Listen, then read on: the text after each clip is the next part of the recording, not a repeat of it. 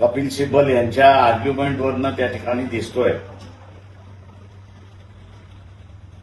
आणि अगोदरच्या याच्यामध्ये दक्षता न घेतल्यामुळे इलेक्शन कमिशनने एकनाथ शिंदेना दिलेला सिम्बॉल त्याच्यावरती एका प्रकारचं सुप्रीम कोर्टाने शिक्कामोर्तब केला। आत्ताची अवस्था अशी दिसते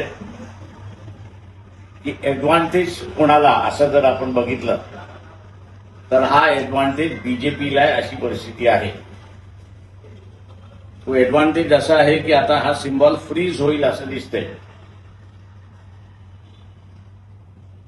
आणि सिम्बॉल फ्रीज झाल्यामुळे दोघंही शिवसेनेला एकमेकांच्या विरोधात लढावं लागेल अशी परिस्थिती आहे। सिम्बॉल नसल्यामुळे या दोघांकडे असणारे आमदार आणि खासदार टिकतील का हा सगळ्यात महत्वाचा प्रश्न आहे आणि म्हणून मी म्हटलं की हे ऍडव्हान्टेज अमित शहा बीजेपी अशी आहे। जर सिम्बॉल फ्रीज झाला तर या दोन्ही पक्षामधले आमदार आणि खासदार हे बीजेपीकडे पळाल्याशिवाय राहणार नाहीत अशी परिस्थिती आहे आणि म्हणून या निर्णय कोणाच्याही बाजूने लागू फायदा हा बीजेपीचा आहे।